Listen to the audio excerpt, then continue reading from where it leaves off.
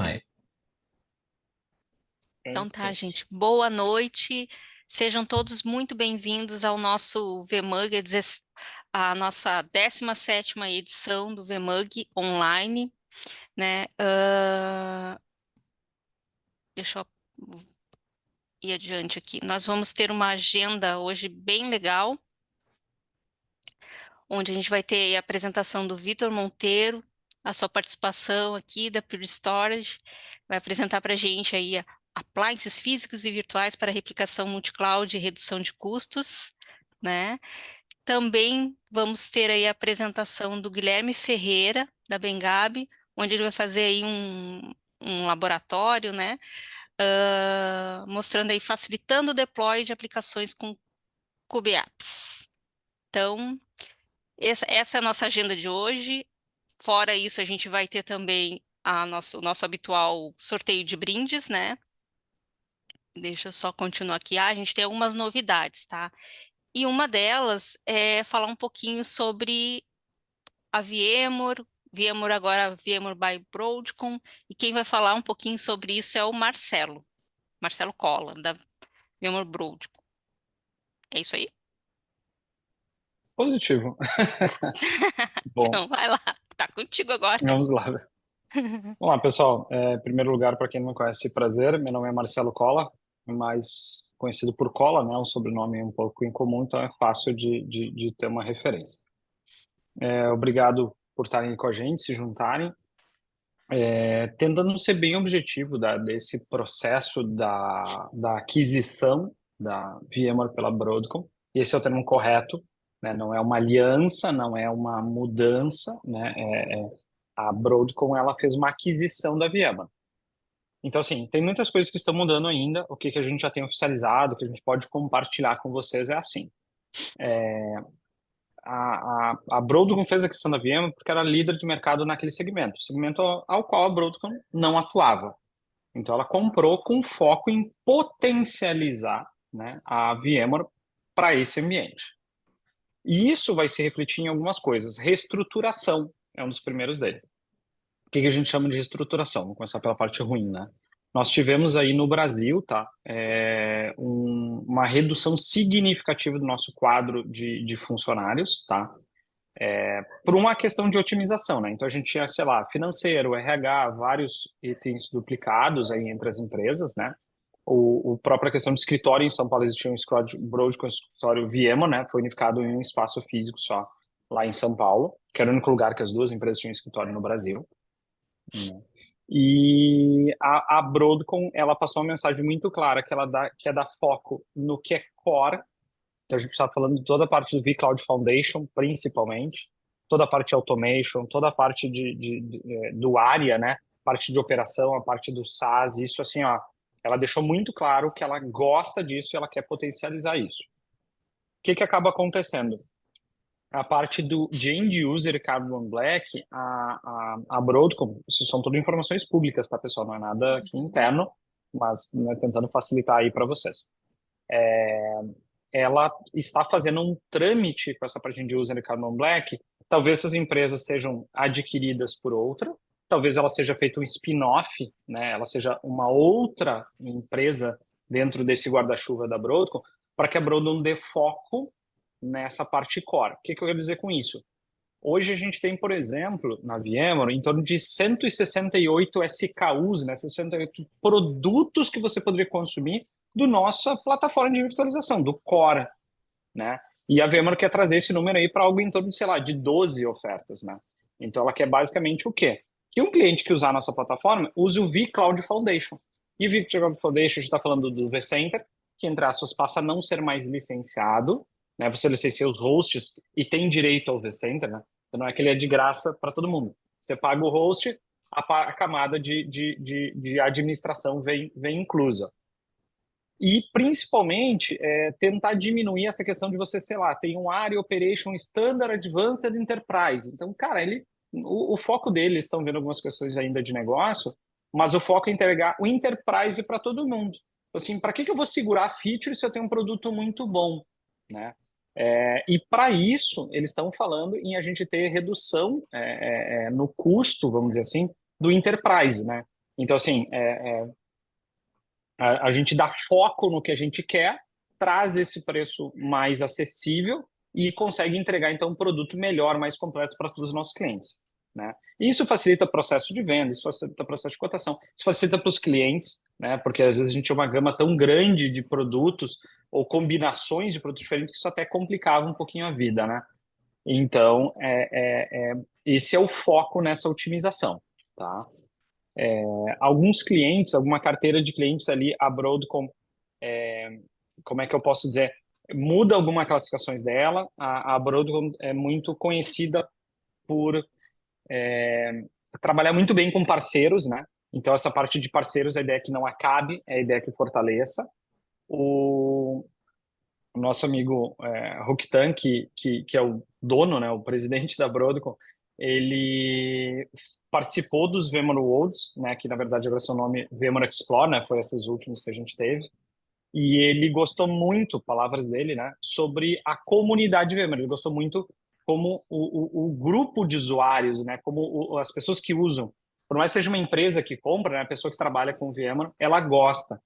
Então, palavras dele que a gente manteria o Explore. Então, iniciativas que a gente está tendo aqui do VMUG manteria essas iniciativas. Então, essa parte de parceiros, comunidade, a gente já teve essa informação, né? Essa declaração de que eles pretendem manter isso forte, né? Sim. Então, assim, é o momento de uma transição, é um momento um pouco mais complicado, algumas coisas, né, podem demorar um pouco mais para a gente ter os novos processos funcionando, contatos, né, algumas outras pessoas acabaram sendo desligadas, pessoas novas da Broadcom estão vindo para trabalhar com a gente. Então, assim, a gente pode ter um pouco de ajustando a casa nesse primeiro momento, a gente pede um pouco de compreensão, né, dos clientes, mas é aquela velha famosa plaquinha do estamos em reforma para melhor atendê-lo, né? Então a Faz gente parte de tá, toda a reestruturação, né? exato. Mas o principal dessa história pessoal, não fiquem preocupados. A princípio, o que a gente está ouvindo é bem positivo, tá? Tem mudança, sim, mas muitas nos parece para melhor. Parece assim, deixa tudo mais objetivo, deixa tudo mais claro, procura entregar o melhor produto para o cliente, facilita essa operação. A gente está tendo reestruturações do nosso time de suporte. Eu tinha alguns clientes que tinham críticas ao nosso suporte. O suporte é uma parte sempre complicada das empresas. Então, o pessoal está dando atenção para isso também. Então, ao meu ver, fora essa reestruturação que a gente acaba perdendo alguns colegas aí de time, né? Mas, tirando isso de lado, as mudanças são boas, tá? Isso a gente vê com ótimos olhos. Bacana. Então tá. Passando então agora para o próximo tópico. A nossa comunidade, para quem não conhece a comunidade do VMUG, ela é uma comunidade global. Então, bem como o Cola colocou ali, né, a Broadcom, ela vê com bons olhos porque ela é uma comunidade de clientes, né? Ela foi criada por clientes. Então, clientes que são usuários, são apaixonados pelas soluções da VMware, criou o VMUG, tá? Que se tornou aí uma comunidade a nível mundial, porque existem capítulos do VMUG em praticamente todos os países, né? Aqui no Brasil, nós somos 6 capítulos atualmente, tá? Somos aqui no Rio Grande do Sul um capítulo, temos no Paraná, São Paulo, Rio de Janeiro, Brasília, e agora está surgindo aí a possibilidade de se criar um capítulo no Nordeste. Tá? Então, a gente tem aí Ai, desculpa, esqueci Minas Gerais, tá? Também tem Minas Gerais. Então, nós temos aqui no Brasil 6 capítulos, fora os capítulos que existem fora do Brasil, né? Então, é uma comunidade muito forte, é uma comunidade onde existe essa troca de experiência entre os próprios usuários, entre parceiros, porque hoje a gente tem aqui parceiros e um fabricante também parceiro que também vem agregar as suas soluções e mostrar né, a integração entre VMware e o seu portfólio. Então, isso é muito bacana. E essa troca de conhecimento, troca de network é o que faz a comunidade ser forte, tá? Hoje a comunidade a gente tem aí apresentando para vocês os nossos novos líderes. Finalmente conseguimos concluir aí o nosso quadro que estava só eu e o Matheus Wolff. Agora a gente tem o Everson Cantali, que ele trabalha nas lojas Renner. Ele se juntou a nós, junto com o Marcelo Wolff. Também se juntou a nós. O Marcelo está até aí, se ele quiser dar um oi aí, mostrar a carinha, seja bem-vindo.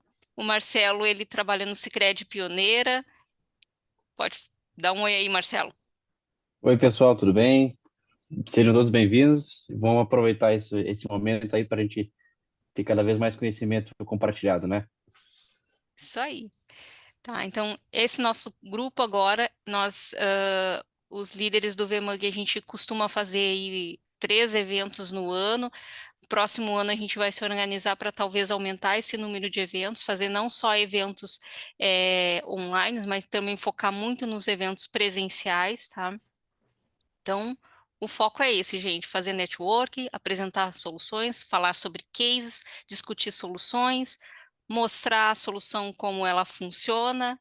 Esse é o foco do VMUG: trocar experiências, trocar network, compartilhar aí o nosso conhecimento, tá? Falando um pouquinho também do VMUG, o VMUG ele tem na comunidade dois níveis, dois tipos de associação, né? Você pode fazer parte da comunidade de forma free, ou seja, gratuita, né? Onde você vai ter alguns benefícios ali por fazer parte da comunidade, né? Tem lá você pode se associar lá no próprio site do VMUG, tá? E existe a comunidade, a parte da associação que ela é paga, tá? Esse upgrade ele te permite algumas coisas, né? Alguns benefícios. E um desses benefícios que eu vejo como bem produtivo para quem aí está querendo, né, cada vez mais se certificar dentro das soluções é justamente descontos dentro dos cursos que são oficiais, né? Não só nos treinamentos, mas também nas provas de certificação, tá? Fora isso, você tem aí descontos para participação dos Verma Explorer lá de fora, né? Que são eventos que normalmente são pagos. Test drive na plataforma da VMware. E você pode usar aí algumas licenças do portfólio da VMware. Alguma coisa pode estar mudando aí nesse período agora, que a gente não sabe como que vai ficar também, né? Dentro das soluções, dentro dessas otimizações, provavelmente algumas coisas podem alterar isso aí. Assim que a gente tiver informação, a gente vai transmitir para todos a nossa comunidade, tá bom? E aí, nós temos os nossos brindes, que no finalzinho aí das apresentações a gente vai sortear. Hoje vai ter um sorteio de um voucher do treinamento da, ai, Vai ser um para treinamento receber, oficial né? a gente vai ter uma EcoDot e as nossas famosas canequinhas da VMware que a gente vai sortear, tá bom, pessoal? E deixa eu passar aqui por último. Esses aqui são para quem quiser fazer parte aí dos grupos também, dos capítulos que são de Minas Gerais, São Paulo, Paraná, Brasília.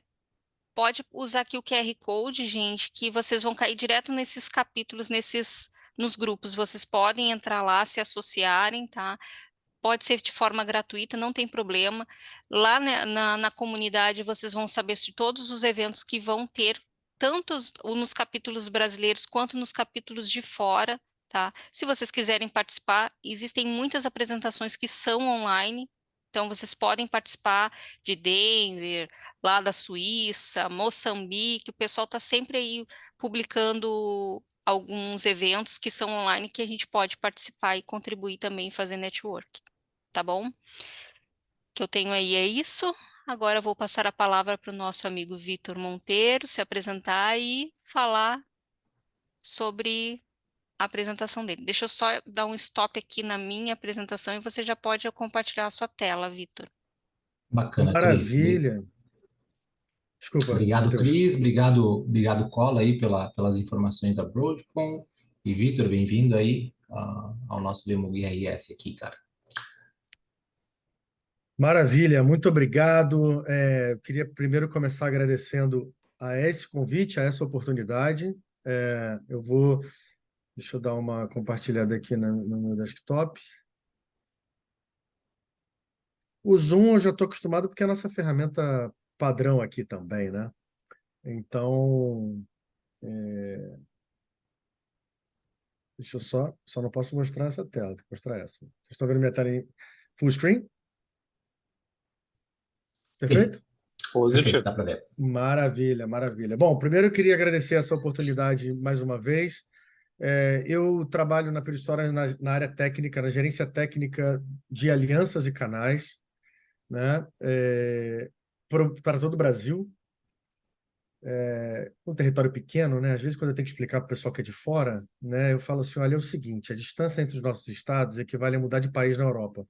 Eu falo isso que a pessoa já entender, né, os desafios de custo e de tempo.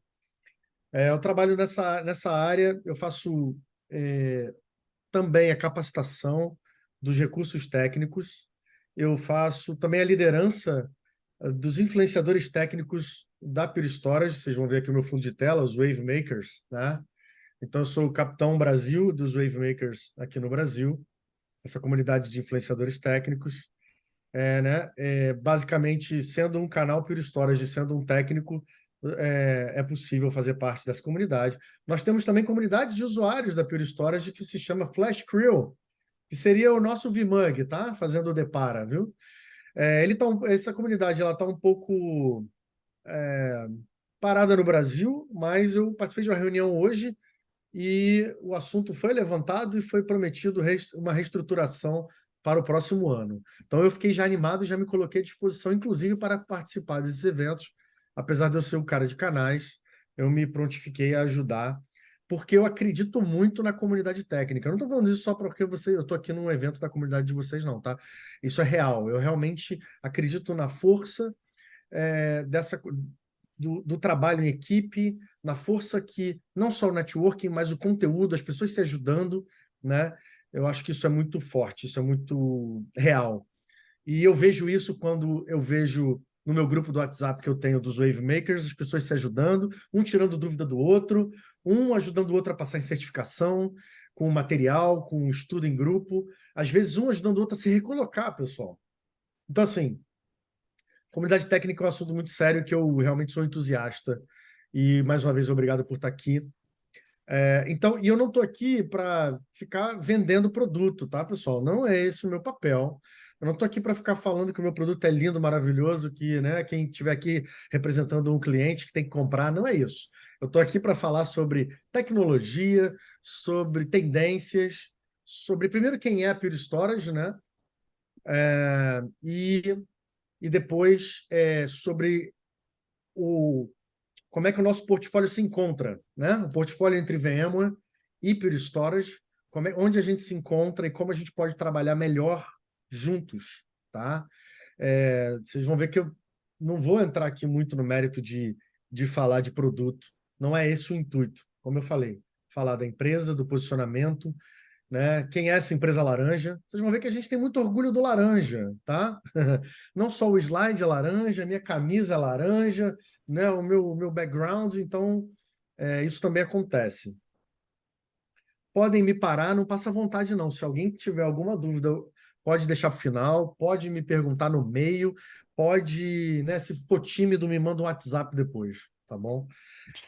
Tem o Q&A aqui, eu vou ficar acompanhando. Qualquer pergunta que tiver ali, eu interrompo e já falo para você responder. Não tem estresse. Te agradeço, Cristiana. Tá bom. Então, é uma empresa jovem, comparada com os concorrentes, é uma empresa que começou unicórnio, foi fundada em Mountain View, na Califórnia, próximo ao Vale do Silício, em 2009. Fizemos recentemente 14 anos. Então, comparado a alguns concorrentes aí, uma empresa bem jovem. Como eu falei, começou unicórnio e hoje é uma empresa adolescente, que já tem mais de 12 mil clientes no mundo. E líder do quadrante do Gartner de armazenamento de dados. Começou com um produto só, começou a ampliar, obviamente, engenharia, foi fundada por engenheiros que viram o seguinte, pessoal, desse mercado de armazenamento, eles olharam lá em 2009 e falaram assim, vai tudo virar all flash. Lá em 2009, para não sei se o pessoal lembra, né? Mas 2009, comprar SSD era caríssimo, era caviar do storage, né? Não é como hoje, que todo servidor tem SSD, tem placa persistente, placa de memória persistente. Não era assim. As grandes empresas, os grandes bancos que tinham algum orçamento, compravam um RAID 4+1, um RAID mínimo, né? Naquela época era RAID, hoje nem mais é RAID, que era o agrupamento de discos, tá bom? E aí compravam, então aquilo era muito nobre. Aí falava assim, eu vou botar só o meu banco, ou só parte do meu Oracle vai entrar ali, só parte do meu, né, do meu SAP vai entrar ali, porque eu não tenho grana para botar tudo. Hoje, a gente vê que aqueles visionários, né, lá de Próximos do Vale, eles tinham razão. Tá tudo virando all flash, né? Tanto que o Gartner consolidou os quadrantes deles, né?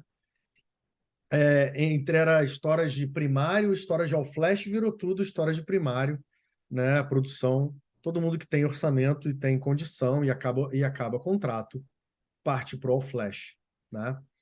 E outra coisa que a gente tem também é o Net Promoter Score. Esse Net Promoter Score aqui é um número que mostra fidelidade e satisfação, né, de quem utiliza nossos produtos, independente se é a pré-venda, se é a pós-venda, se está sendo feito um bom trabalho, né? Esse número ele vai de -100 a +100, né? Esse número aqui, se fosse de 0 a 100, eu já estava feliz. Pelo menos eu, quando tirava mais de 8 na prova, eu mostrava para minha mãe, quando eu estava na escola, né? Então, se fosse de 0 a 100, eu estava feliz. Mas de -100 a +100, bem legal esse número, tá? E como eu falei, mostra que o trabalho está sendo bem feito. Isso aqui são alguns números Gartner, NPS. Aqui, em relação a bilhões, né? Uma empresa de bilhões, mas relativamente pequena se comparada, por exemplo, à VMware.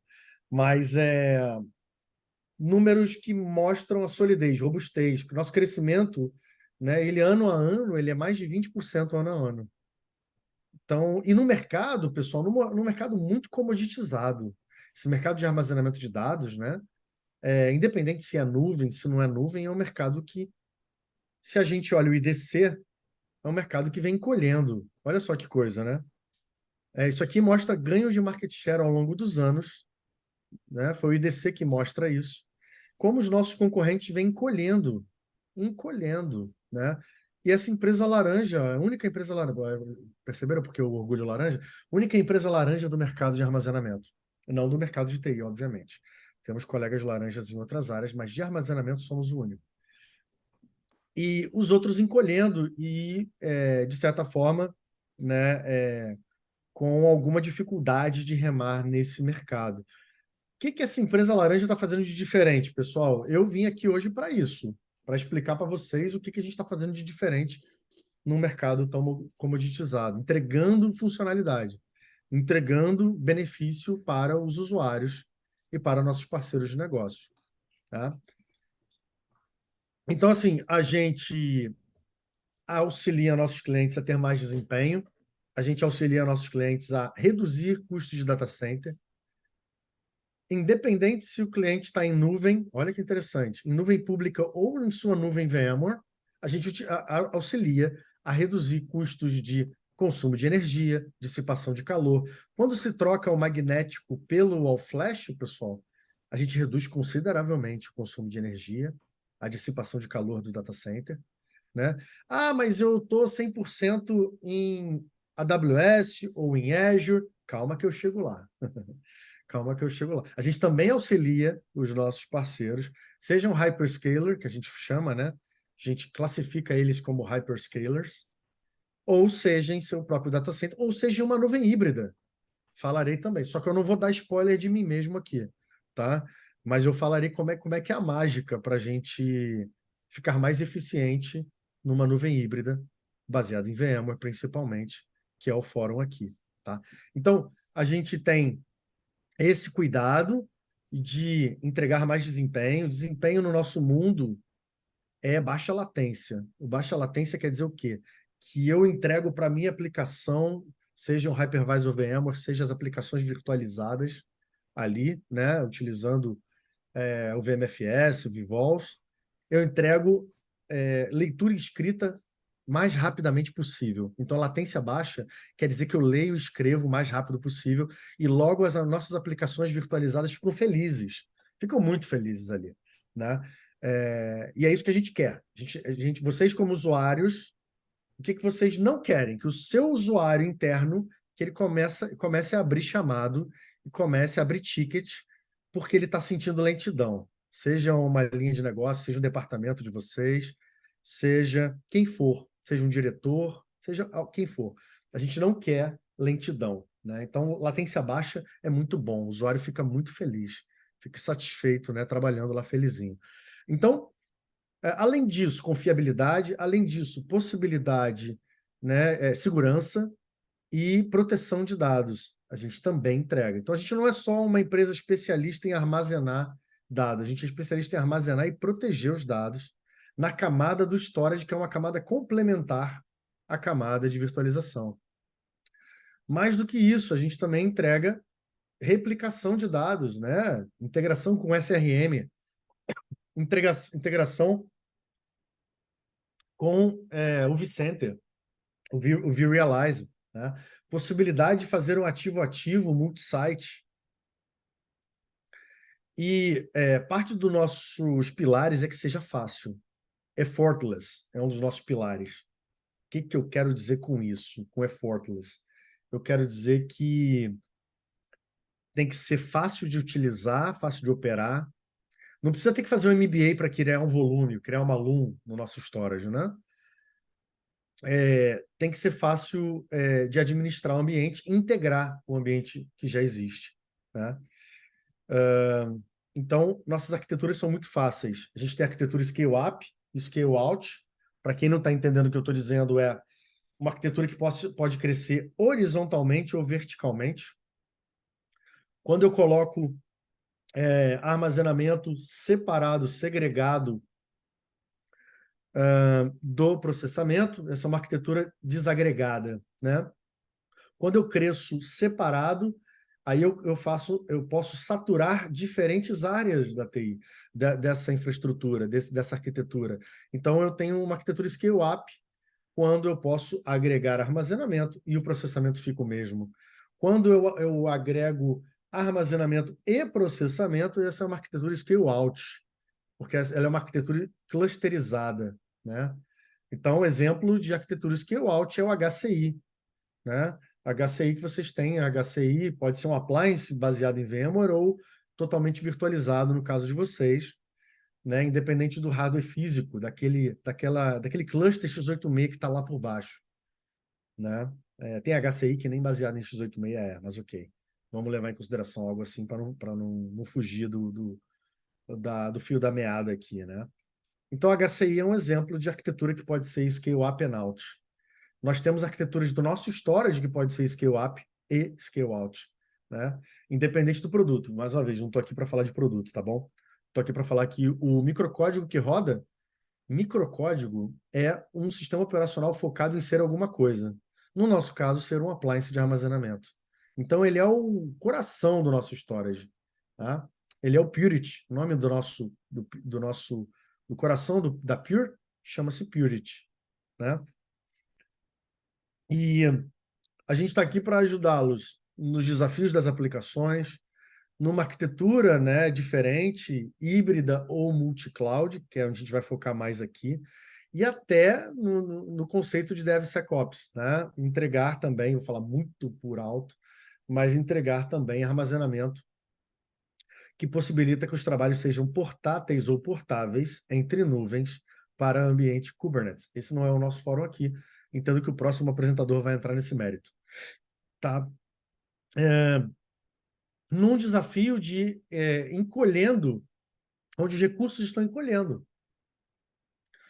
Os consumos, a necessidade de reduzir consumos, a necessidade de se conhecer, se dominar o ambiente, né? E muitas vezes redução de orçamento também pode acontecer, né? Sem contar que o nosso tempo é um tempo finito, né? Finito, né? Sem no início. Então, a gente precisa ser eficiente, fazer mais com menos. Aí é que entra justamente nossa proposta de substituição de tudo que é disco magnético no data center por all flash. Disco magnético e não fita magnética. A gente entende que ainda tem espaço para fita. É uma abordagem muito agressiva, né, pessoal? Dizer que tudo que é disco magnético que é possível ser substituído. Porque a gente entrega benefícios indiretos como redução de espaço, né? A gente tem aí exemplos nos nossos clientes que substituíram racks e racks de data center por alguns US de data center. Redução de energia, porque existe uma crise energética na Europa muito forte, causada por dependência da matriz energética, por diferentes formas de geração e até por guerra na Europa. E também dos recursos que são recursos, muitas vezes, nas empresas, o pessoal de infra faz várias atividades, né? Sorte da empresa, né, que tem uma equipe, né, grande de administração de storage, né? Está falando aí de grandes bancos, grandes, né, a Petrobras ou grandes telcos. Mas, de maneira geral, a equipe de infra é uma equipe multidisciplinar. Tudo bem?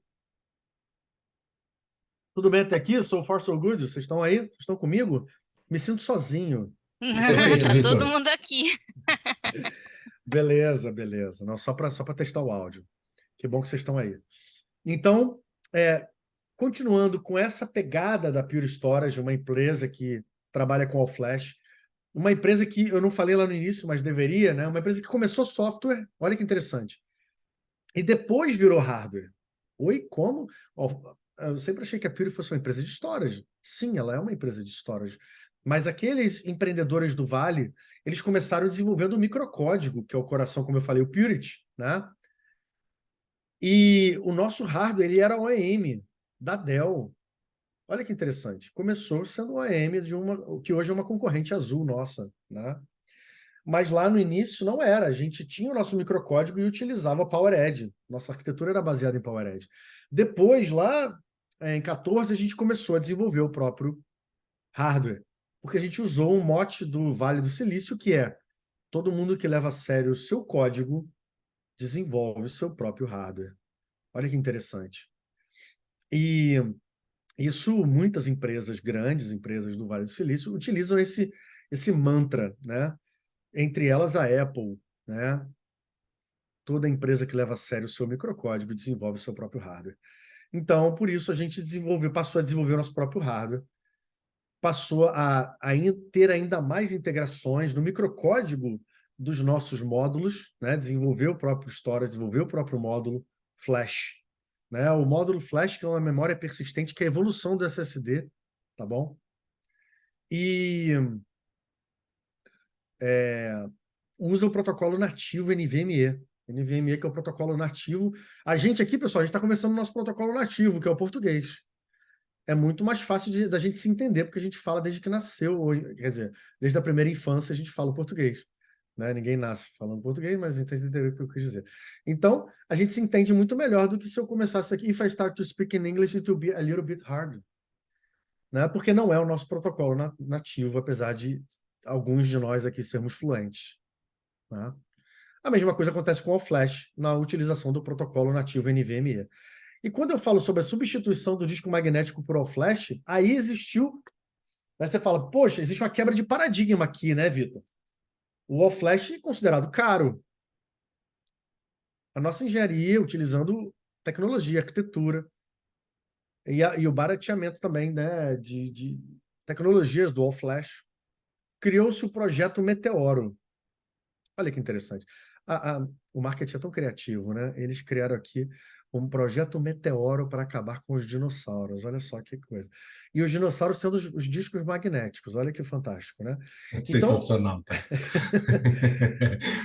então assim, o projeto Meteoro ele existiu para focar em ter $1 por terabyte tão competitivo quanto o magnético. E entregar, né, os benefícios do All Flash, né, ao custo do magnético. e deixar nossos concorrentes que vendem magnético com insônia também, né, de quebra, né? Então, esse cara aqui, o nosso storage, veja que ele é uma pegada sustentável, verde. Por quê? Porque eu baixo consumo de energia, eu baixo dissipação de calor. E tem um outro fator dentro do nosso modelo, que a gente também foi quebra de paradigma quando a gente chegou no mercado, que foi mudar a forma de consumo do storage. O storage, ele sempre foi, no passado, uma coisa meio chata para a área de infraestrutura, que era assim, olha, de 3 em 3 anos, ou de 5 em 5 anos, você joga fora o seu storage, ou então eu vou te pagar o preço muito baixo, ou você vende pelo custo do peso do ferro, né? E olha que tem metal nobre dentro, né? E é isso, é uma comoditização, lembra que eu falei no início? A gente foi na contramão da comoditização. A gente falou assim, nananina, a gente vai entregar um modelo de nuvem, além de trabalhar substituindo o disco por all flash, que é uma pegada sustentável, a gente vai trabalhar um modelo de nuvem dentro da casa dos nossos clientes. O que isso quer dizer? Isso não é papinho comercial, pessoal. Isso quer dizer que eu tenho uma arquitetura, eu tenho um desenho técnico que me possibilita dar a experiência da nuvem, seja ela pública ou privada, dentro da casa do nosso cliente. Com o quê? Como é que é a experiência da nuvem pública, pessoal? Para de comprar o mesmo terabyte 2 vezes. Já comprou 1 terabyte uma vez? Já. É ele está comprado. Alguém para? Não deveria.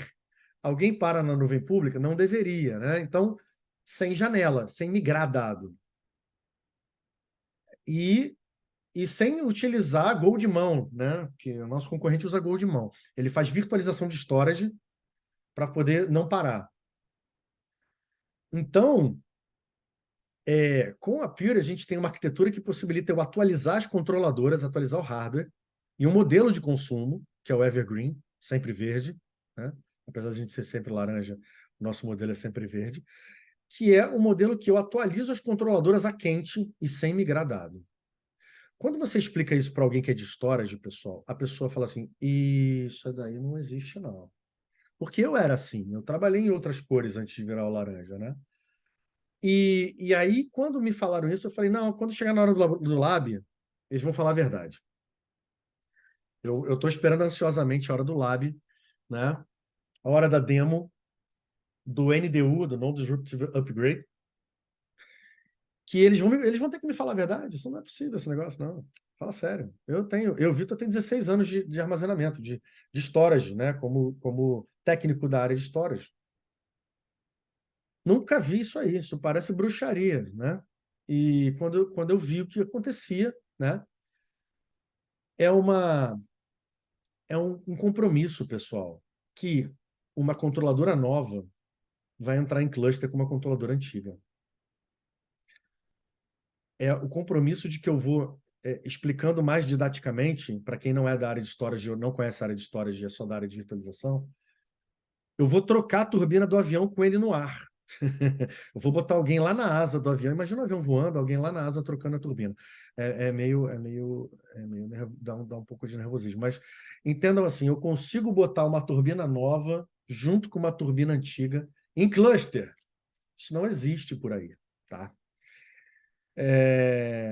Ainda mais se uma turbina for de um protocolo diferente, que já aconteceu na nossa arquitetura, botar uma turbina SAS, né, Serial Attached Scuzzing, junto com uma turbina NVMe, que é o Non-Volatile Memory Express, né, que é o outro protocolo. Aí, pessoal, teve técnico nosso que foi para um workshop que ele olhou e falou, cara, isso aí, o cara da Kyndryl, ele olhou e falou, isso aí eu nunca tinha visto não, cara, parabéns, realmente fantástico, né? Então, eu estou explicando para vocês como é que é esse modelo de consumo, né, de nuvem, onde eu não compro mais o mesmo terabyte 2 vezes, eu expliquei um pouquinho sobre o Technicase, eu não tenho migração de dados. Por que eu não tenho migração de dados? Porque o dado não roda na controladora, ele roda off-board. Olha aqui, mais um item técnico, né, interessante. A gente não tem o conceito da memória cache on-board na controladora, pessoal. A gente tem o conceito da memória aceleradora de leitura e escrita e distribuída, off-board. Por isso que eu arranco a controladora e eu não levo o dado da aplicação. Agora está fazendo sentido isso que você está falando, hein? Né? Se eu consigo arrancar a controladora e o dado fica, agora tudo fez mais sentido. Como é que essa mágica acontece? Então, eu garanto essa arquitetura, né, do Evergreen. Eu utilizo o Direct Flash, que é o nosso módulo All Flash. Independente de se eu estou falando se é Flash Array, Flash Blade, eu nem vou entrar nesse mérito aqui com vocês. Como eu falei, não vou falar de produto. Eu tenho ainda a possibilidade de trabalhar ambiente Kubernetes, que é o Portworx, que eu também não vou falar aqui hoje, mas saibam que existe. E uma plataforma de software que é capaz de gerenciar independente. Ele gerencia o Purity, ele conversa com o Purity, independente se é FA ou FB para os íntimos, Flash Array ou Flash Blade. Tá? Com isso eu entrego eficiência, confiabilidade, longevidade, né? Eu garanto que essa célula, que é multilevel, né? Esse cartão de memória persistente, que ele vai durar o máximo possível. Além disso, o Purity, que é o nosso microcódigo, o Pure1, que é a nossa ferramenta de gerenciamento, na nuvem, e ele faz também o desempate do ativo-ativo, tá? Se vocês tiverem curiosidade de entender um pouco mais, a gente tem a possibilidade de fazer o ativo-ativo entre data centers, né? Já vai licenciado com todos os nossos storage, não tem aquele negócio, eu quero fazer um ativo-ativo, toma essa licença aqui. Eu quero criptografia no módulo, toma mais essa licença aqui. Eu quero desduplicar e comprimir mais essa licença. Não, não tem isso. Nosso storage vai todo licenciado com tudo, tá? E para não ter surpresa. E se a gente lançar alguma funcionalidade depois, né, durante o contrato conosco, vai ser agraciado e vai ser beneficiado com aquilo, né? Que eu vou falar, inclusive, desses diferenciais aí de funcionalidades que os nossos clientes, a maioria deles utiliza sem ter comprado, porque foi lançado depois. Tá? Então, eu estou falando aqui, né, desse modelo de consumo de nuvem, do Evergreen, estou falando aqui da arquitetura que pode ser scale-up ou scale-out, de uma arquitetura, se a gente estiver falando do modelo Evergreen, que nunca fica obsoleta, assim como a nuvem pública. Porque de 3 em 3 anos, ou de 6 em 6 anos, depende do produto, eu toco a campanha do cliente e falo, tudo bem, Papai Noel chegou. Lembrar que a gente está em dezembro. Papai Noel chegou, trouxe sua controladora nova. E seu ambiente vai ser atualizado a quente, sem migradado e sem parada. Pessoal, eu estou falando aqui que a gente não precisa mais ficar, né, com insônia, tendo que planejar Gmood ou change request. Agora eu estou falando a língua de vocês, né? Rola até um calafrio, assim, cara, isso aí realmente é um... Já imaginou não precisar parar, não precisar negociar com os departamentos das empresas de vocês, ou se você trabalha no data center com seus inquilinos, não precisa ficar negociando janela de parada. Isso tem seu valor, concorda? Não parar o storage para atualizar? Então, isso também é diferencial nosso. A possibilidade de ter um ambiente sempre atualizado, independente de modelo, não vou entrar aqui nesse mérito. Isso aqui a gente define, pessoal, eu brinco com os arquitetos que eu formo, né, nos cursos, né, que eu dou aula como instrutor nesses cursos para os arquitetos. Você só vai decidir com que roupa você vai para a festa a hora que você descobrir qual é a festa. Entendeu ou não? A gente aqui na Pure, a gente não faz alvo ao tiro. Sabe o que é alvo ao tiro? É você escolher qual é o produto que você vai vender antes de saber onde ele vai ser implantado. A gente não faz isso. A gente não faz alvo ao tiro. Então, depois que eu souber para que festa eu vou, eu decido com que roupa eu vou. Entendeu? Então, eu decido aqui se eu vou com X, se eu vou com C, com L, com XL, né? Com S, com E, não importa. Nesse momento, é irrelevante. Depois que eu souber qual é a festa, né? Se é heavy metal, se é uma festa de Halloween, ou se é um samba, eu decido com que roupa. Beleza? E, mais legal, falarei aqui também, a possibilidade do Purity. Lembra que eu falei que a gente... Veja se está fazendo sentido o que eu estou contando aqui. Lembra que eu falei que a gente nasceu uma empresa de software? depois virou hardware. Sabe o que isso quer dizer? Que a gente nasceu portátil ou portável. Nosso código, ele nasceu pronto para isso. Então, se eu nasci assim, ficou relativamente fácil de eu pegar o meu código e falar assim, agora eu vou portar ele para a nuvem pública. Então, a gente tem uma oferta do nosso Purity, que é o nosso microcódigo, implantado como um Software Defined Storage, vamos chamar assim, né? Ou um Virtual Appliance, em nuvem pública, em AWS ou Azure. Gerenciado pelo Pure One. Pure One é a nossa ferramenta, roda em nuvem também, ele fica hospedado na AWS, inclusive,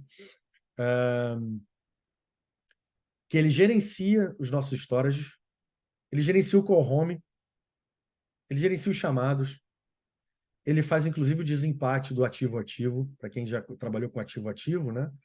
Que é a possibilidade de você ler. O que é o ativo-ativo, Vitor? Ativo-passivo? Que diabo é isso? Não estou entendendo. Eu explico. Tá? Ativo-ativo é você ler e escrever na aplicação ao mesmo tempo em 2 sites distintos. Então, é você ter um cluster geográfico,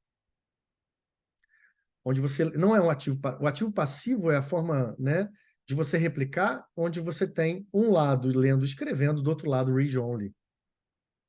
Então, a gente replica das duas formas. A gente pode replicar ativo passivo ou ativo ativo.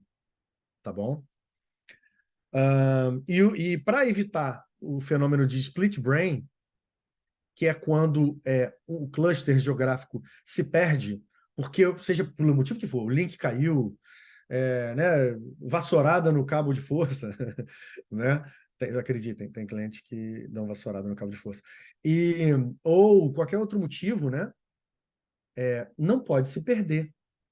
O cluster precisa saber o que está acontecendo. Então, o cluster, quando um perde a comunicação com o outro, ele sai correndo até o Peer One e fala assim, me ajuda, o que está acontecendo? Eu não estou conseguindo conversar com o meu coleguinha do outro lado.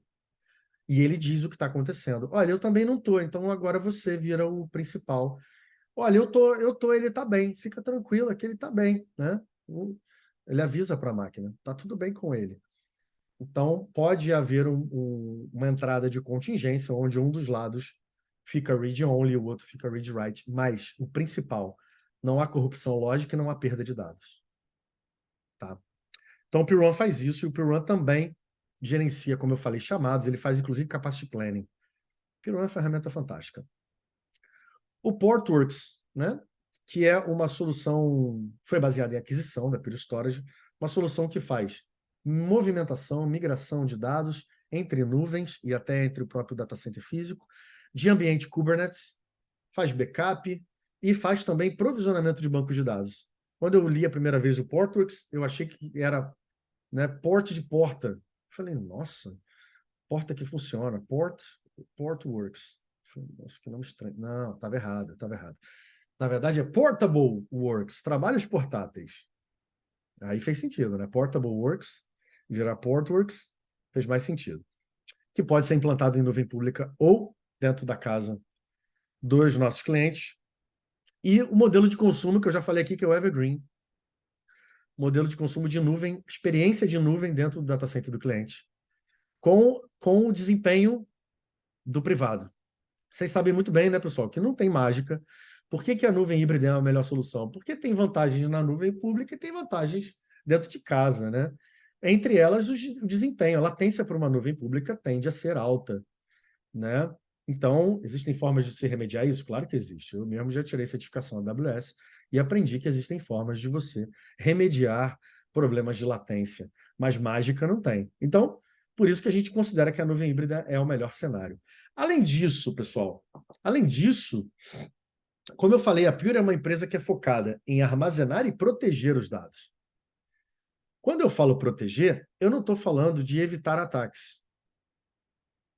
Quando eu falo proteger, eu estou falando em data protection.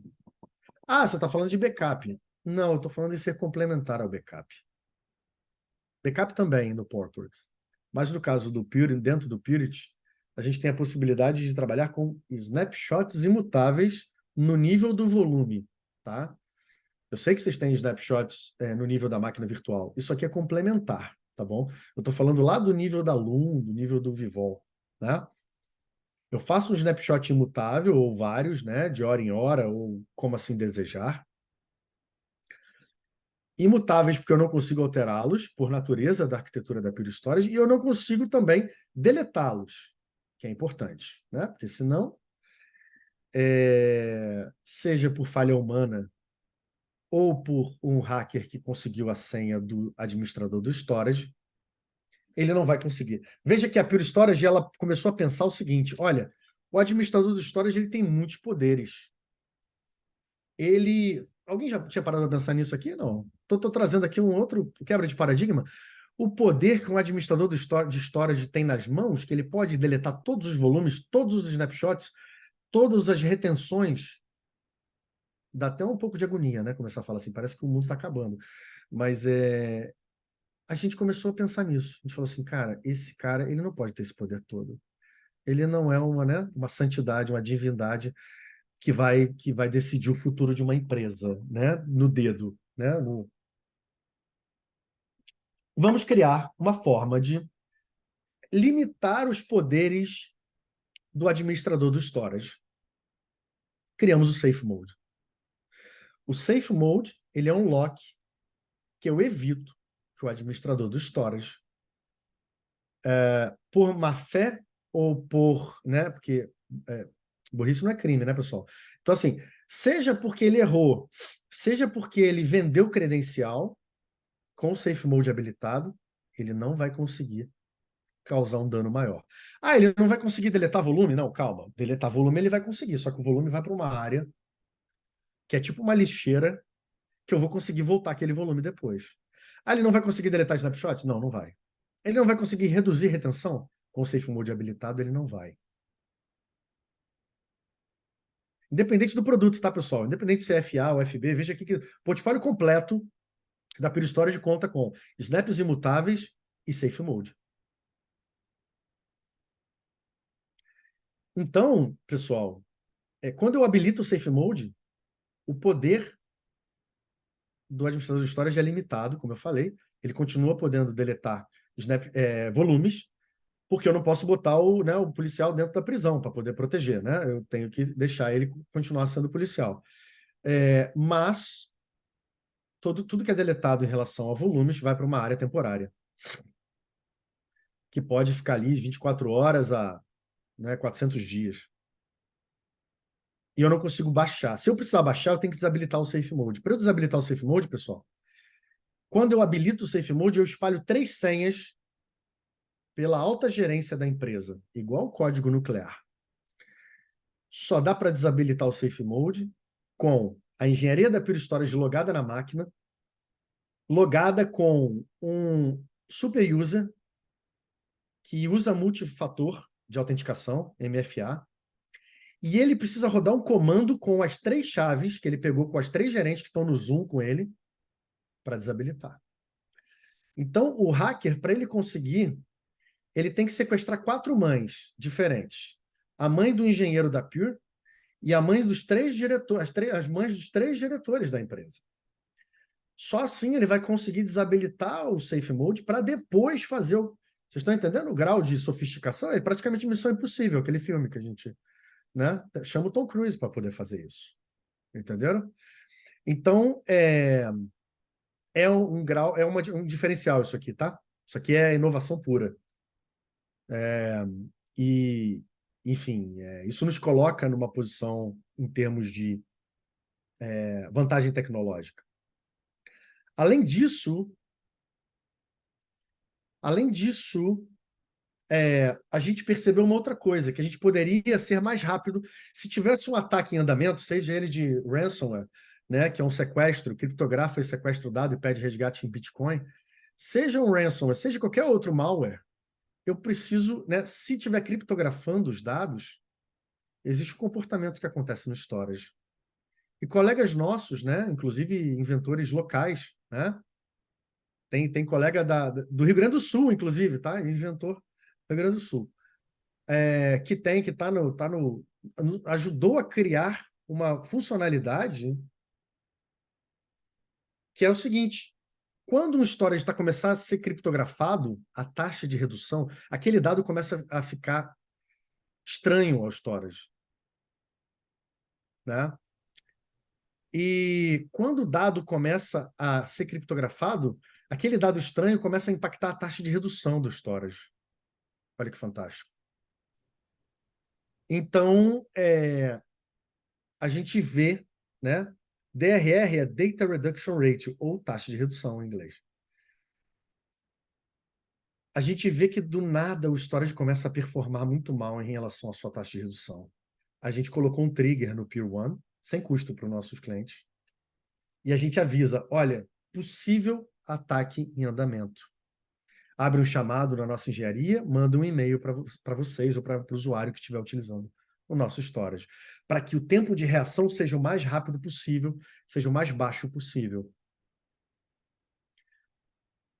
Os nossos clientes utilizam isso, que estão utilizando isso, não compraram essa funcionalidade. Por que que não? Porque a gente lançou isso aqui em maio, né? Em maio, no nosso evento mundial em Las Vegas. E a maioria dos nossos clientes não havia comprado isso, mas foram agraciados com essa possibilidade, né? De se alarmar o mais rápido possível, né?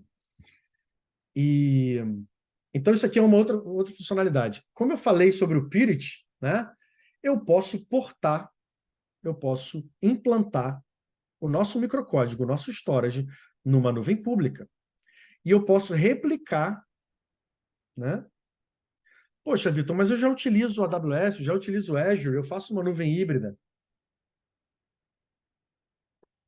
Por que que eu utilizaria um microcódigo de vocês na minha nuvem? Né? O primeiro eu já falei, né? Dei spoiler de mim mesmo aqui, né? O primeiro é para replicar nativamente entre o Purity da nuvem e o Purity dentro de casa. Ah, mas eu sou 100% nuvem, eu tenho AWS e Azure. Eu boto um Purity na AWS, eu boto um Purity no Azure e eu replico de um para o outro. Ou dentro da mesma nuvem, eu posso replicar dentro da mesma nuvem. Na mesma região, eu posso fazer ativo-ativo da nuvem. Isso aí é demais, hein? Fazer ativo-ativo dentro da nuvem, sem appliance físico, é o CBS, Cloud Block Store. Por que que eu estou falando desse cara? Né? Porque a gente lançou um sabor desse cara na Azure recentemente, e aí eu trago para vocês justamente, né? Porque eu lancei um sabor desse cara para ambiente VMware na Azure.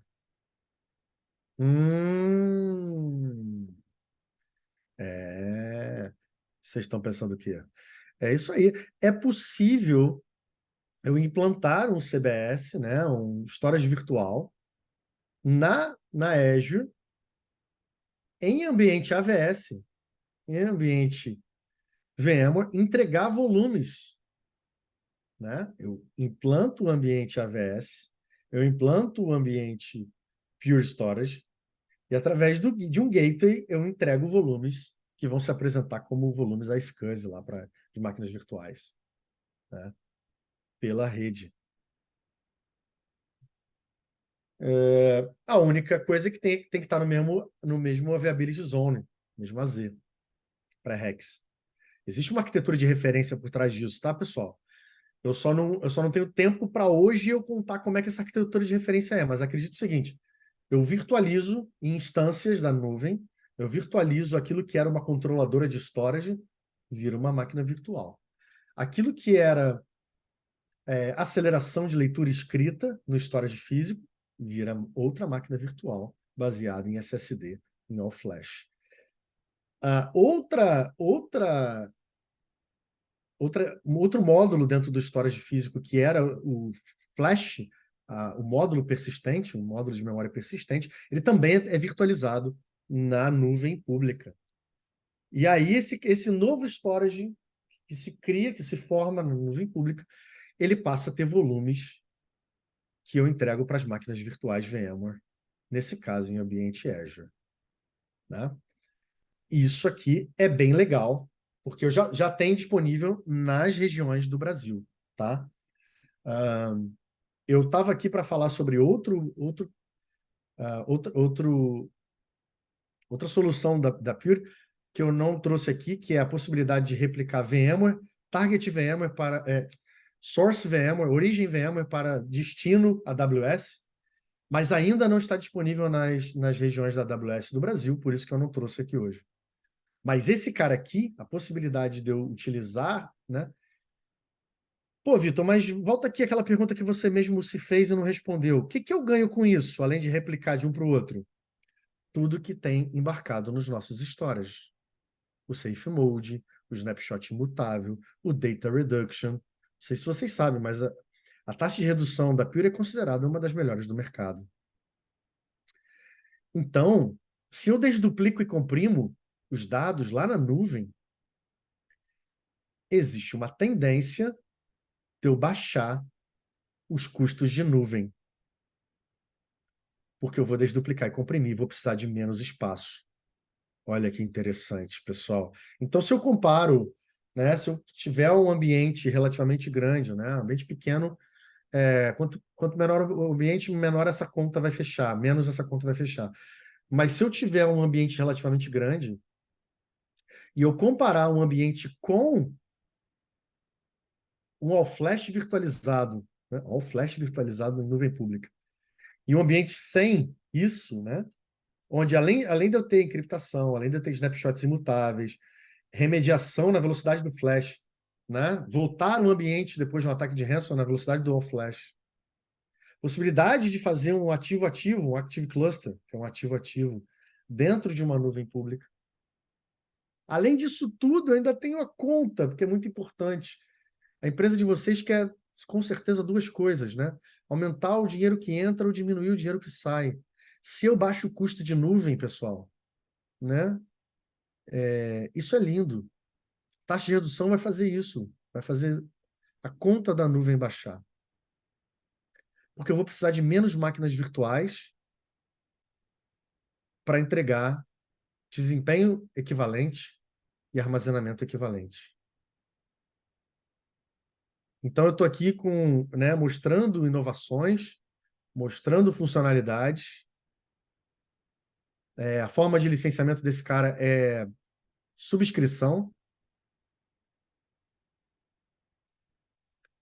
É a possibilidade de se não só ter mais funcionalidades no ambiente de vocês, um ambiente mais inteligente de armazenamento, mas também reduzir custos de nuvem híbrida, na nuvem híbrida. Bacana, Vitor, bacana. Tá Nossa, fazendo sentido isso? parece, às vezes parece conto de fada, né, cara? Parece que não é verdade. Então, é por isso que, para completar, né, como a gente sabe que os nossos clientes, quando a gente conta, eles pensam assim, cara, isso daí você está vendendo sonho. Nós, da Pure Storage, nós temos mais de 10 máquinas de POC rodando o Brasil, porque a gente sabe que o sentimento não é possível que isso seja assim, cara. Né, eu sou Tomé, só acredito vendo. Aí a gente tem máquinas em turnê pelo Brasil. Ela vai para um cliente, seduz o cliente, vai para outro, seduz o cliente quer comprar a máquina de poker, fala, não, essa não. Essa daí é bandida, essa daí está indo para o próximo cliente. Né? E o cliente fica apaixonado, querendo casar com aquela máquina. E a gente diz, não, a gente vai te entregar uma só para você. Né? E é fantástico. Então, isso também é diferente no mercado de armazenamento, tá, pessoal? Nossos concorrentes fogem de POC e de máquina de POC igual o diabo foge da cruz. E a gente tem mais de 15 máquinas pelo Brasil, na verdade, espalhadas fazendo prova de conceito, porque a gente sabe que o produto entrega desempenho, entrega funcionalidade. Tá? Será que depois Legal, disso Vitor. tudo Deixa eu só te fazer uma chamada. Uhum. Não sei como é que tu tá na tua pauta aí. Não tem Mais problema. 5 ou 10 minutinhos? Pra gente não No estender meu demais. cronômetro aqui, isso, 10 minutos. Em 10 minutos eu completo o tempo. Maravilha, cara. Tá? Então, será que depois disso tudo que eu apresentei, tá fazendo sentido isso, né? Tá fazendo sentido como é que o mercado nos vê, né? Esse é o Gartner mais atualizado de armazenamento de dados. Como eu falei, é um Gartner que consolidou o all-flash e o armazenamento primário, tudo o Gartner juntou, porque ele falou, cara, agora tudo é all-flash no armazenamento primário. A gente já está vendo, inclusive, o all-flash, como eu falei, substituindo o magnético no repositório de backup. Você é maluco, Vitor? Você está falando que para botar o flash no backup, você acha que o meu orçamento é infinito? Eu sei que o seu orçamento não é infinito. Eu convido os senhores a cotarem o all-flash, o Meteoro, o projeto Meteoro, para armazenamento de parte do backup em all-flash e parte em fita magnética, né? Então, esse aqui é o Gartner mais atualizado, né? O quadrante, para vocês verem que essa empresa laranja está fazendo alguma coisa diferente, né? Para estar ali na vanguarda da tecnologia, né?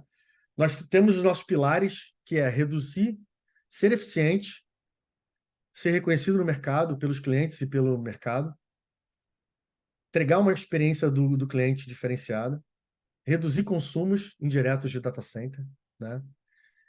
E, pessoal, eu vou ficando por aqui, né? Antes de estourar o tempo. Queria agradecer mais uma vez essa janela. Queria dizer que, para mim, é um prazer. Gostaria de fazer eventos em conjunto com vocês, quem sabe será possível, né? Levar vocês no nosso Demolab, né? De Porto Alegre, quem sabe, para uma visita. Vou falar com o Marcon.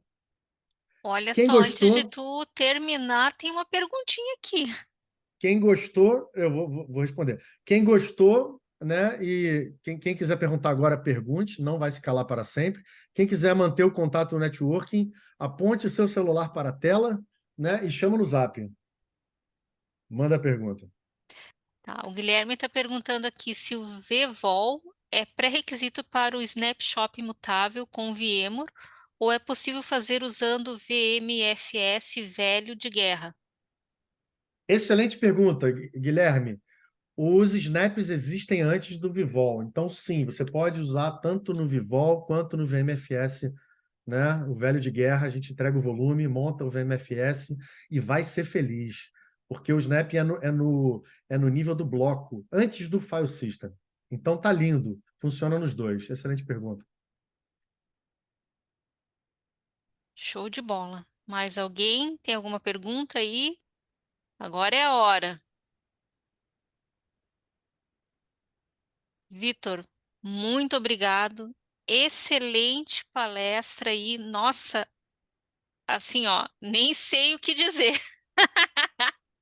Imagina, eu que agradeço a oportunidade, o convite, né? Mais uma vez, pessoal, para mim é um prazer e uma honra estar aqui nessa comunidade. Contem comigo, né? E é isso. Sempre que possível, né? Se eu puder estar aqui uma vez por ano, eu estarei, tá bom?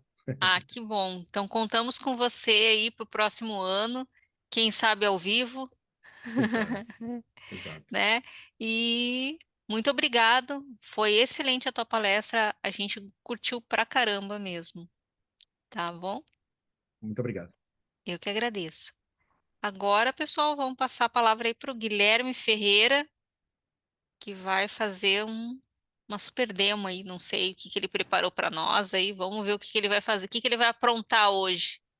E aí, pessoal, tudo jóia? Todo mundo me ouvindo? Tudo certinho? Tudo Baita certinho. apresentação aí, Victor. Certamente vou te incomodar aí posteriormente com algumas questões, algumas bruxarias aí.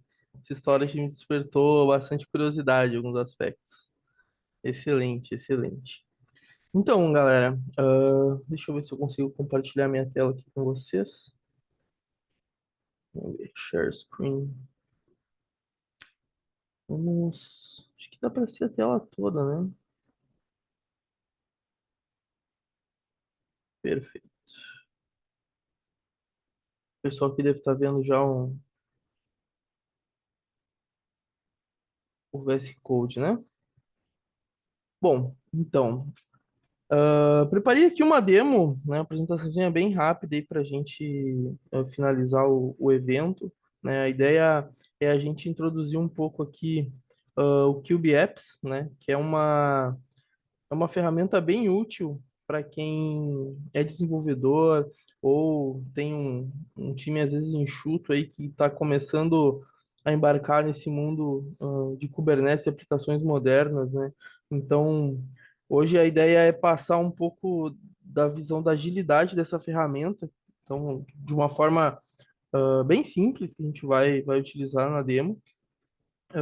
Como a gente pode trazer um pouco o foco do desenvolvedor mais para o código que ele está desenvolvendo e tirar essa necessidade de know-how de principalmente Kubernetes e também da infra que ele precisa muitas vezes para testar alguma coisa na aplicação dele ou começar a desenvolver um novo projeto na própria máquina, né? Ou seja, sem necessidade da gente estar conectado num cluster em nuvem, ou conectado em algum ambiente mais robusto, né? Seja on-prem, seja um TKG, enfim.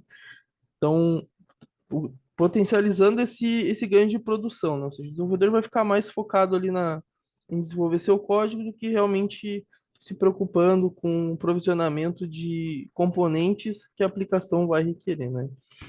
Então, dando introdução aqui, o KubeApps nada mais é que um catálogo, né? Na verdade, um gerenciador de catálogo de aplicações. A VMware tem digamos assim, um projeto, uma empresa ali, chamada Bitnami, e ela empacota aplicações normalmente open source e valida a funcionalidade delas para determinado cenário e disponibiliza essas aplicações no formato hoje em charts Helm para que a gente possa fazer o deploy rapidamente no Kubernetes. O KubeApps ele não se limita apenas ao catálogo da Bitnami, tá? Hoje, dependendo da licença de produtos da linha, né, do portfólio Tanzu, que forem adquiridos, o KubeApps consegue indexar também catálogos oficiais da VMware. Ou seja, o que isso quer dizer, Guilherme? É um catálogo de aplicações feitos diretamente pela VMware com suporte, exatamente. Se eu faço lá, por exemplo, um RabbitMQ, ou, enfim, uma outra, vamos supor, um banco de dados, enfim, a gente consegue ter um nível de suporte para essas aplicações. Esse cara aqui é o projeto open source que a VMware criou, que é basicamente a base do catálogo que ela utiliza hoje nas versões Enterprise do Kubernetes, né, que é o Kubernetes Grid. Então, assim, a ideia é utilizar hoje componentes bem simples que a gente pode utilizar nossa própria máquina de desenvolvedor, ele pode estar em qualquer lugar que tenha conexão com a internet, ele consegue começar a desenvolver uma aplicação sem precisar provisionar um cluster novo em nuvem ou, enfim, precisar acessar a infraestrutura interna da empresa. Então, assim, introduzindo os componentes que a gente vai utilizar aqui hoje, tá, pessoal? Vou fazer uma pausinha para hidratação. Bom, a gente vai utilizar como pré-requisito um cluster Kubernetes. Eu estou utilizando o Kind. O Kind é uma sigla, né, que se chama Kubernetes em Docker. Então, não sei se está dando para ver bem, mas enfim, eu estou utilizando o Ubuntu 20.04 com o Docker instalado e o binário do Kind. Então, basicamente, eu crio um cluster Kubernetes utilizando o próprio Docker. E é muito rápido, assim, faz o deploy de um cluster em segundos. Então, isso potencializa bastante o poder de desenvolver aplicações para a nuvem, né? Porque, basicamente, hoje a linguagem de infraestrutura que vai ser utilizada na nuvem é Kubernetes, né? É isso que a gente busca, né? O estado da arte. Bom, então aqui eu já criei um cluster chamado Prelab e um cluster chamado Kind mesmo, né? Só vim aqui, dei um cluster, um Kind Create Cluster e ele provisiona o cluster automaticamente, bem simples. Vou precisar de um Helm, do binário do Helm, que é um gerenciador de pacotes, né? Então, ele é o gerenciador de pacotes de Kubernetes que, digamos assim, é o underlay dessas soluções aqui que eu citei. E basicamente é isso, pessoal. É basicamente esses dois bináriozinhos ali é possível. Ah, e o próprio kubectl, né? Que a gente vai, obviamente, precisar para gerenciar processar a API do Kubernetes e, e gerenciar o cluster. Eu estou usando aqui a extensão do Kubernetes para o VS Code, então quem não utiliza, eu recomendo, né, utilizar, é bem útil, bem intuitivo. Tem outras engines também, como o Lens, que é bem robusto também, mas isso aqui, muitas vezes, né, já é o mais que suficiente. Está tudo na mesma tela, né? O VS Code, ele, cada dia mais robusto. Então, dando sequência no nosso demo, a gente vai primeiro adicionar o repositório da Bitnami, para que a gente possa ver os pacotes, né? Ou seja, os produtos, as aplicações que ela disponibiliza nesse catálogo, que um deles é o próprio KubeApps. Então, a primeira coisa que a gente vai fazer é adicionar o repositório. Ele já agora já tá existente nesse ambiente, né? Então a gente não, enfim, mas no caso de vocês, provavelmente vai, vai adicionar tranquilamente. Depois a gente criar um namespace, né, para essa aplicação, né? Já que ela se mantém isoladinha no namespace dela e não no namespace default, né? Então a gente vai criar um namespace KubeApps e depois a gente vai fazer o install usando o Helm. Então o que que a gente vai passar aqui? A gente vai passar o Helm, o parâmetro, o comando propriamente dito, né, que é o install, o release que a gente vai utilizar, ou seja, isso aqui é o campo customizado, a gente poderia chamar de kubeapps V1, se a gente quisesse instalar uma próxima versão em outro namespace, a gente alteraria esse metadado aqui.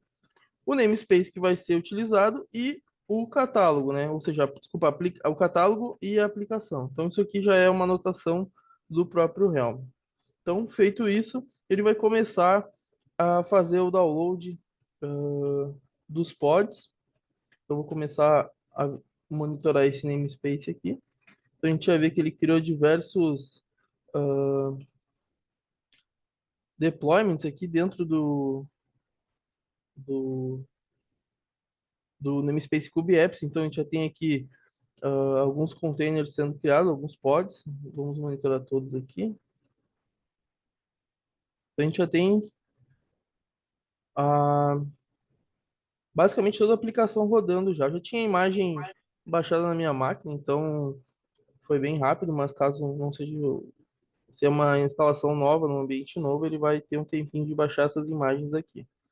Bom, feito isso, nós já podemos fazer o forwarding desse serviço. Tá? Caso vamos supor que eu gostei do produto, quero implantar no meu cluster de serviços compartilhados lá no meu ambiente da minha empresa.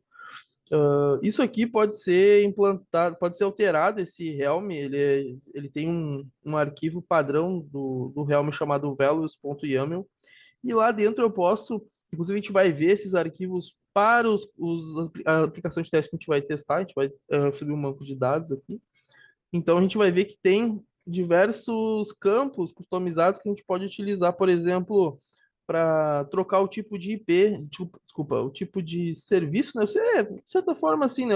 Em vez de a gente utilizar Node Port ou Cluster IP, se a gente tiver um load balancer integrado, né? Por exemplo, eu tenho o Tanzu e eu tenho o NSX Advanced Load Balancer. Posso alterar o tipo de IP para load balancer, ele vai entregar para mim, essa aplicação vai ficar disponível publicamente. Mas eu tenho um Ingress Controller e quero disponibilizar através de Ingress, ou seja, balanceador Layer 7 nativo do Kubernetes. Cara, ele vai, nativo não, né? Mas a gente, ele é uma extensão, mas funciona quase que nativamente. Vai poder entregar também utilizando o HTTPS, utilizando o HTTPS offload, né? Então, fazendo aqui o nosso forward,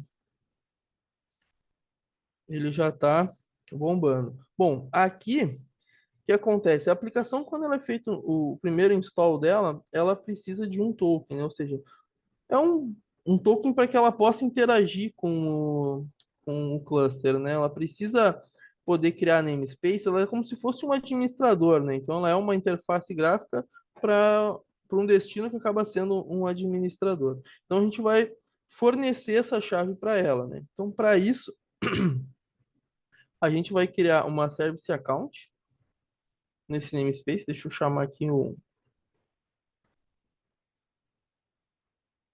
novo terminal. Beleza, a gente já tem um service account criado. Então, a gente pode vir aqui, se for o caso, por exemplo, vamos ver se tem na aba segurança aqui. Acho que não, nesse cara aqui eu não vou conseguir ver. Bom, vamos seguir aqui então. Eu acostumado a usar o Lens, então aqui é um pouco até mais xarope de encontrar.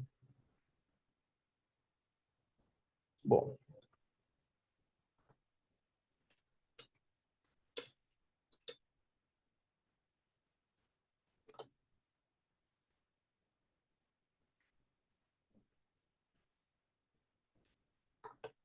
ó, beleza. Nosso cara já tá aqui, ó, com o BF Operator. Show. Agora a gente vai criar uma binding para essa, desculpa, para essa service account. O que que é isso? Ou seja, a gente vai atrelar uma função, né, um papel, uma permissão, né? O Kubernetes, para quem não sabe, funciona utilizando o Airback, então é um controle de acesso baseado em roles, então aqui a gente precisa atrelar. Isso aqui é só para, enfim, para demonstração, porque a gente não, provavelmente não atrelaria uma role chamada cluster admin, né, que é o padrão para o administrador do Kubernetes. A gente criaria uma com as permissões mais adequadas. Mas aqui é, enfim, como a gente quer velocidade, né, então a gente vai no modo Go Horse. Achou, ele já tem a... Vamos dar um delete, então. A gente cria de novo.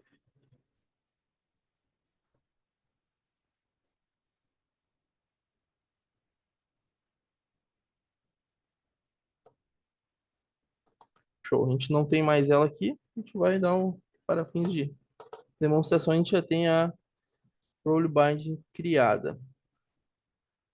Feito isso, a gente já pode criar a secret, ou seja, a gente tem a service account, ou seja, a conta de serviço, e a gente tem uma role. O que que a gente precisa agora é criar aquele certificado, né? Aquele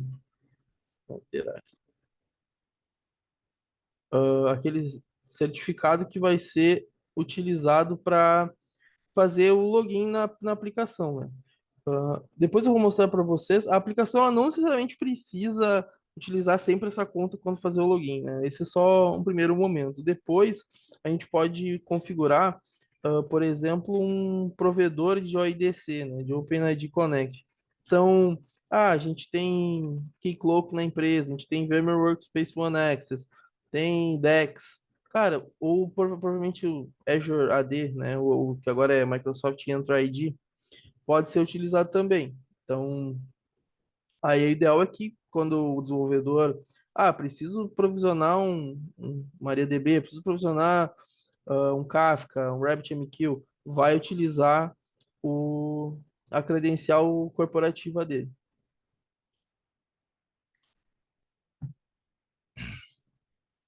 Beleza, vamos criar essa conta aqui. Então a gente vai dar um inspect aqui, ó. Como a gente pode ver, é uma secret bem simples. Vamos colocar ela no nosso namespace. Pronto, aqui está ela criada. Só que, da forma com que ela é apresentada para a gente aqui, ela não nos serve, né? Porque ela está codificada utilizando base 64, né? Então, aqui é o, o arquivo que declara a nossa secret, né? Então, a gente precisa pegar esse valor aqui. Esse valor aqui, ele está codificado em base 64, né? Como padrão no Kubernetes. Então, para a gente pegar o verdadeiro valor dele, a gente vai fazer o decode dele utilizando aqui o próprio bash, né? Então, para quem não sabe, o bash também. A gente tem esse resultado aqui, né? Essa string gigante. Vamos ver se vai funcionar. Show de bola. Então aqui a gente está dentro do Cube Apps. Então, indo para o catálogo dele, olha que legal, galera. Aqui, ó, tem banco de dados, tem banco de dados multi-primary, ou seja, utilizando autodisponibilidade. Ou seja, eu tenho uma aplicação que é importante na minha empresa, que eu vou utilizar, eu preciso que esse banco de dados esteja em alta disponibilidade, posso utilizar aqui alguns desses charts também. Ah, preciso de um servidor web, posso ter o Nginx também, como quero servir uma página estática para a empresa, quero fazer uma um proxy reverso para alguma aplicação fora do cluster. Então, com isso aqui já é o suficiente. Também tem algumas extensões do Kubernetes que a gente pode utilizar também com o Helm, ou seja, o Nginx Ingress Controller, né, que é o Ingress um dos mais utilizados aí juntamente com o Envoy dentro do Kubernetes. Então aqui, preciso de um cluster, perdão, preciso de um ingress nesse cluster, e não sei como fazer. Aqui já é o caminho mais tranquilo. Seja gerenciador de certificado, a gente pode utilizar também, pode fazer o deploy do Cert Manager e começar a criar certificados, por exemplo, utilizando Let's Encrypt ou integrações mais robustas, né? Por exemplo, diretamente conectado ao DNS da Azure ou Route 53 ou algum outro serviço de DNS que tenha API, né? Normalmente Cloudflare, os mais modernos possuem. Então, o nosso teste aqui, vamos tentar subir um banco de dados MariaDB e fazer também o gerenciamento dele.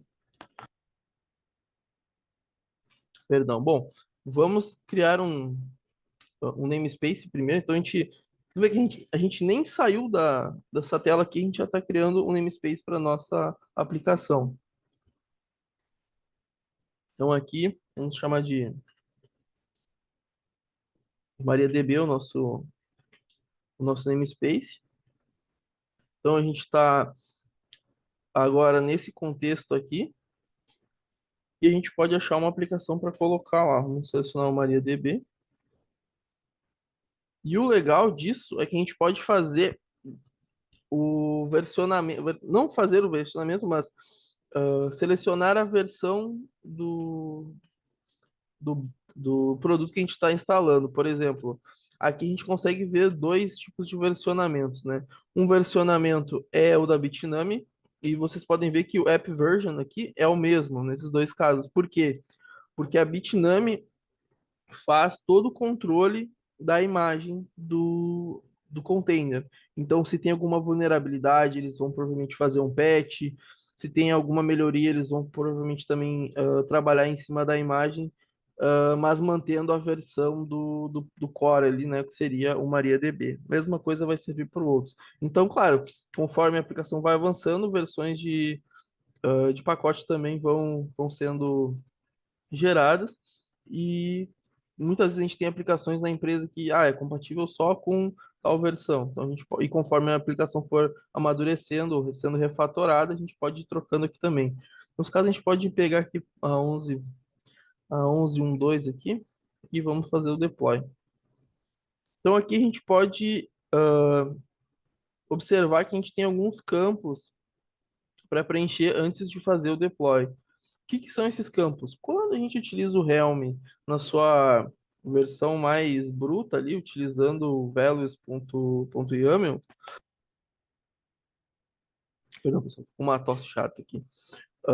A gente tem diversos campos que podem ser alterados, resultando na customização da aplicação. Por exemplo, eu queria que o meu MariaDB rodasse somente em nós específicos. Eu posso configurar um Node Selector, né? A gente pode ver aqui hoje. E aí eu poderia trocar aqui, baseado em tag, qual é a node pool, ou seja, qual o conjunto de servidores, né, conjunto de nós que esse banco de dados vai poder rodar. Então, vamos supor que fosse um multimaster, eu tenho 3 nós dedicados para para esse serviço, vou alocar, vou colocar esse node selector, né? Porque, enfim, é possível ter bancos de dados bem performáticos utilizando Kubernetes. Não quer dizer que é só porque é um container ou porque é enfim, algo que tem uma camada a mais ali de orquestração que ele vai ter baixa performance. Muito pelo contrário, né? Ele, a gente dimensiona o cluster corretamente e não tem impacto nenhum. Então, seguindo aqui, vamos preencher aqui os campos de autenticação que a gente vai precisar, né?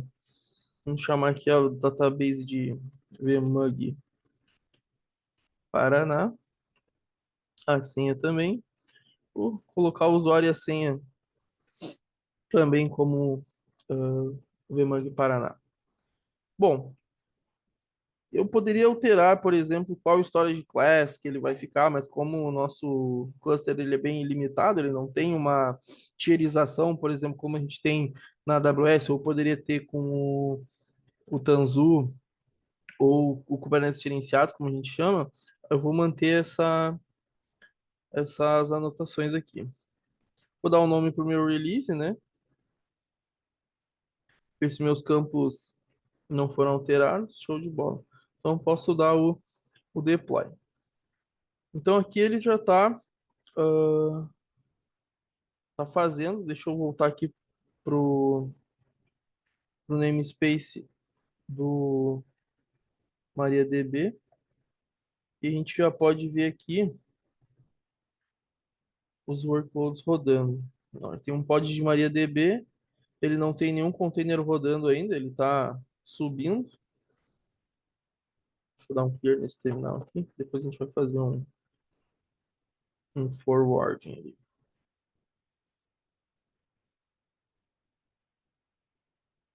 Vamos esperar o nosso pod. Ó, beleza, a gente tem um pod de um container de MariaDB rodando. E a gente vamos ver o que tem de serviço, né? Para que a gente possa acessar esse cara. Como a gente não tem nenhum load balancer integrado, a gente vai usar um recurso meio trapaceiro do Kubernetes,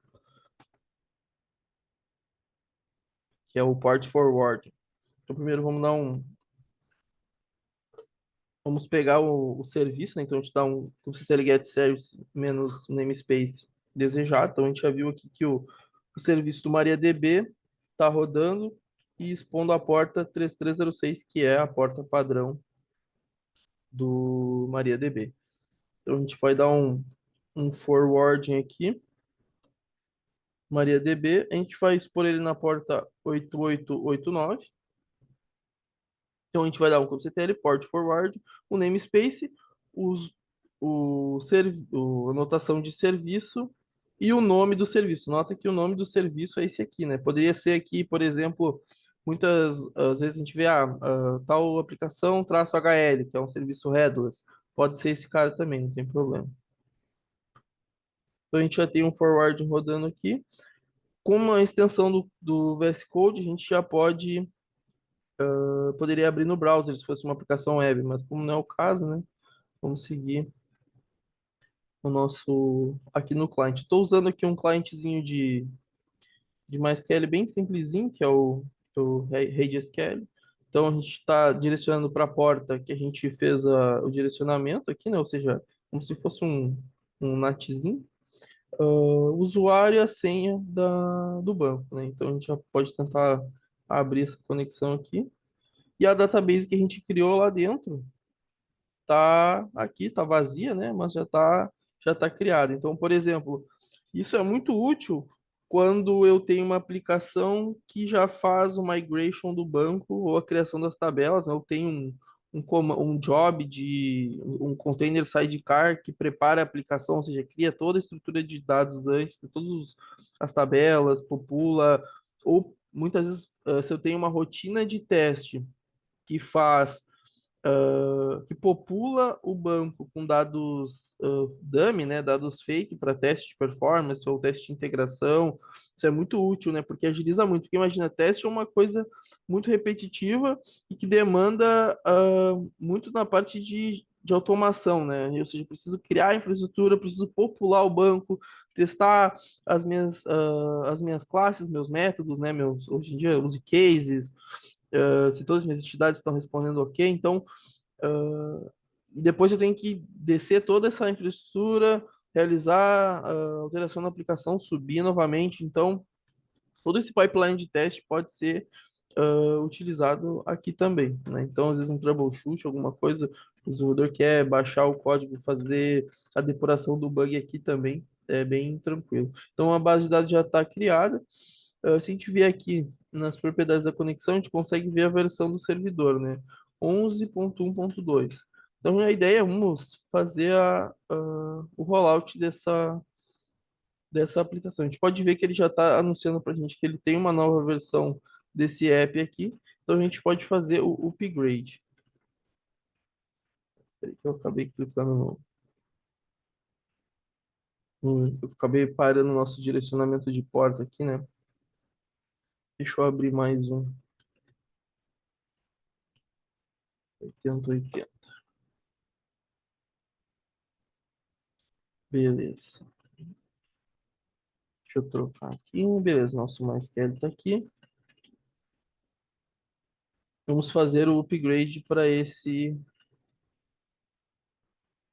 desse serviço. Então, a gente estava utilizando a Current, né, que é atualmente para esse deploy aqui é a 11.1.2. A gente vai passar a utilizar a última versão disponível. E nota que os campos ele não alterou, né? Ou seja, e a mesma coisa servia se tivesse, por exemplo, dado persistente ou volume atachado no container, né? Ele não vai trocar os metadados do deployment, né? Então ele vai só trocar a versão da imagem. Então, beleza, podemos fazer o deploy e a gente pode esperar aqui que ele começa a matar o container atual. Aplicações mais robustas, elas têm um método diferente de deploy, tá? Eles têm um deploy de rollout, onde ah, o teu réplica set mantém sempre o número mínimo de nós ativos, enfim. Mas como a gente está utilizando aqui um simples do simples, né? A gente vai perder nossa conexão por enquanto. Nosso port forward provavelmente deve ter caído aqui também, porque nosso serviço tem morrido. Bom, a gente já tem nosso carinha de volta. Vamos ver se nosso cliente teve a capacidade de dar o reconnect. Não, né? Então vamos. Nosso port forwarding parou, imaginei. Bom, voltando aqui para o nosso port forwarding. Vamos dar um. O bom das demos é que a vida como ela é, né? Exatamente, não tem. Aqui é tudo ao vivo e a cores. Ó, nosso banco está aqui ainda. Vamos ver a propriedade de conexão. Oh, beleza, a gente pode ver que a gente já conseguiu fazer a atualização do banco de dados. Então, isso às vezes é muito maçante dentro da empresa, né? Isso acaba sendo bem. Ou demanda muito conhecimento, porque a gente sabe que desenvolvedor é um recurso muito caro. Às vezes a gente tem um cara que, poxa, manja bastante de Node, manja bastante de Java ou Python, mas acaba não tendo, às vezes, um conhecimento muito alto de Kubernetes, então de que a gente consegue equalizar esse esse gap, né? Então é bem mais simples, né? Deixa eu voltar pro.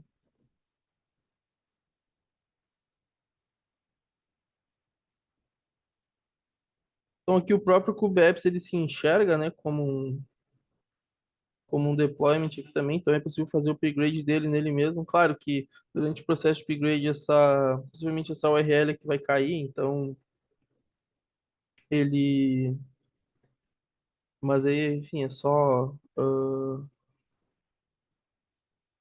voltar aqui que ele já retoma. Bom, aqui é onde eu queria mostrar que é sobre a questão dos pacotes, gestão de pacotes, né? Então aqui a gente tem ah, a possibilidade de utilizar outros tipos de pacotes. Ah, claro, eu posso ter um catálogo que não é da Bitnami, mas usa Helm. Sei lá, o catálogo do Grafana é um bom exemplo. Posso adicionar ele aqui, posso fazer deploy do meu Grafana, do meu Prometheus, enfim, outras soluções utilizando essa mesma ferramenta. E também suporta diversos parâmetros avançados também. Por exemplo, eu vou utilizar para esse meu Helm que eu preciso de autenticação, enfim, isso pode ser até privado dentro da própria empresa.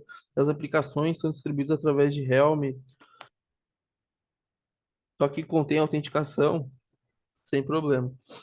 Ah, quando a gente tem a subscrição do Tanzu, a gente pode adicionar o catálogo do Tanzu aqui também, sem problemas. Então fica bem mais, bem mais robusto, né? Ou seja, com o, com o Tanzu rodando. Acho que o nosso forwarding caiu de novo.